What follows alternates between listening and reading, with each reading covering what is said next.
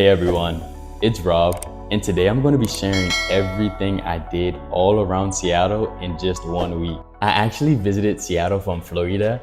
I was a volunteer content creator for the American Hotel in Chinatown. So my job for 1 week was to go around the city to show you how much fun you can have for very little, if not any money.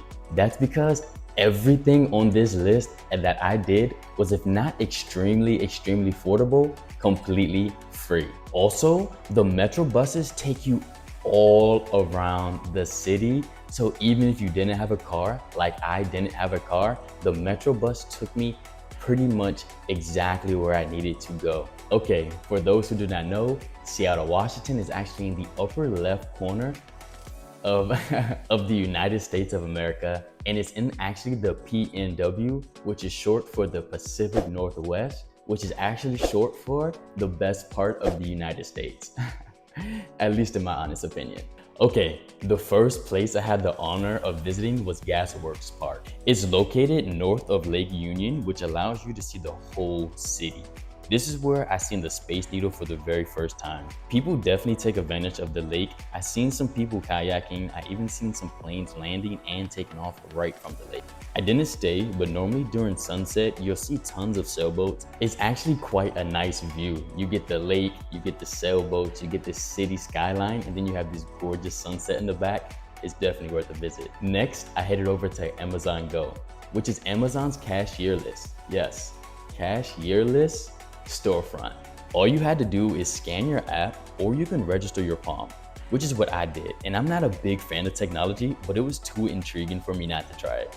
You just walk in, grab what you want, and walk out. It's that simple. Right next to Amazon Go are the Amazon Spheres, which are Amazon's workspace for their employees, and it's open to the public once a month, but you have to sign up for it online, so don't forget.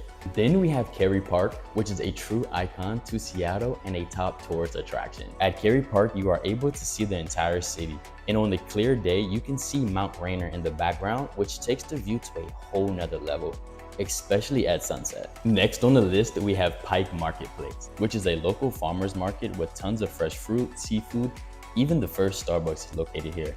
They have tons of vendors and little shops that pretty much have any and everything you can think of. The infamous gum wall is extremely close by, and yes, it's a wall covered in gum. I'm personally not a huge fan, but if you're ever in Seattle and want to leave your mark, you know exactly where to do it. Then we have the Olympic Structure Park, which is only about a 15-20 minute walk away. It's honestly a nice place to have a small picnic or go for a walk. It's just a small park area with some unique structures. However, you can see the Space Needle from the park, which is super cool. However, if you're looking for a tad bit bigger park with maybe a rock beach, a lighthouse, hiking trails, then Discovery Park is the park for you, and that is next on the list. This was my personal first mini hike in Seattle, and I loved it. The views throughout the entire park were endless. I honestly couldn't get enough of the diversity one park could even have. The park is extremely close to the city, which is mind-blowing that you can have such a nice experience without having to go super far. If you're into structures, books, and Harry Potter, welcome to Hogwarts right in Seattle. More formally known as the Allen and Suzzallo Library, I instantly thought I walked right into Hogwarts as soon as I arrived. Definitely worth a visit. You'll want to come and grab a book and really enjoy the atmosphere here. Another popular tourist attraction, which is actually currently being expanded, is the Seattle Aquarium. The Seattle Aquarium is located on the waterfront and showcases tons of animals, even ones I haven't seen in a long time, like clownfish and seahorses. The seahorses had to be my personal favorite. The tickets range from $25 to $40 depending on the season and day you go. I would definitely have to come back and check out all the updates once they finish expanding. Another highlight of Seattle is they have ferries to take you to and from the nearby islands. I thought that was just so super cool. The tickets were only $9.50. You only had to pay to get there. On the way back, it was free. Just as a quick tip, everything on the island closes pretty early, so to experience the island fully, you'll want to go before around 5. There are still shops open, but at least 60% of the island is closed. When I went to Bainbridge Island, I tried the Mora ice cream.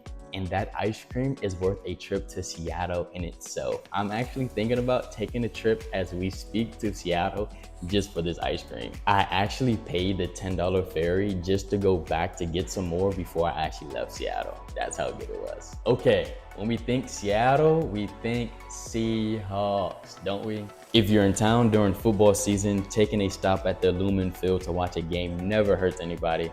I got lucky enough that even though it was preseason that they were hosting a game during my visit in Seattle, so I was able to experience a Seahawks game, and the stadium was completely packed. You could feel the energy in the atmosphere. It was such an awesome experience. You definitely want to have it if you can. Now to the best part of Seattle, the best part of the PNW.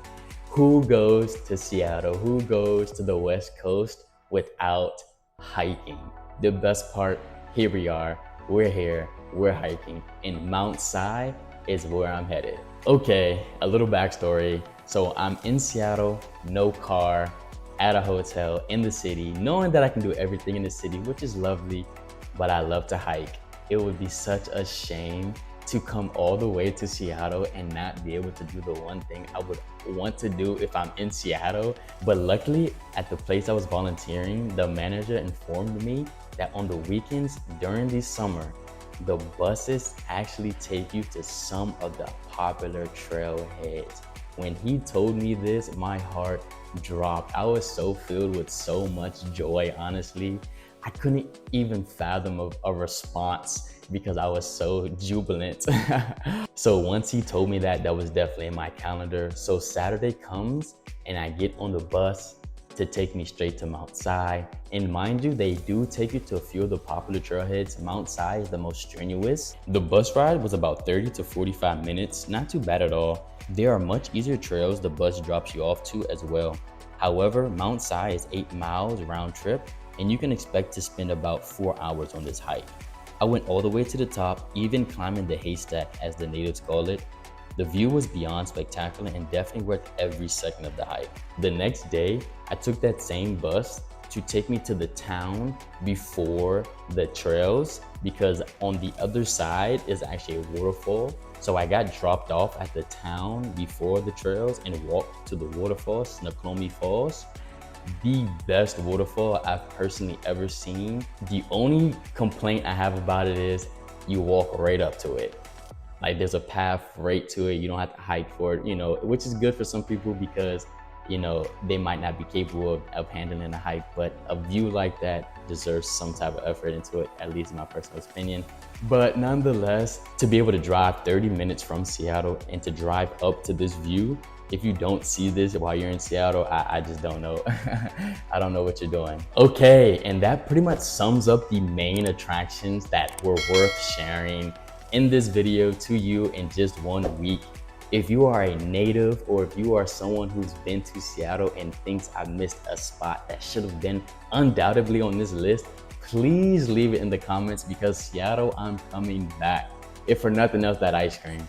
I hope you found some value in this video. Thank you so much for watching. And also, if you do want to volunteer with Worldpackers, don't forget to use my name as a code for money off of your membership. It will be ROBSPEARMAN, Robspearman, for money off your code. We love saving money. We love volunteering. We love traveling. We just love life.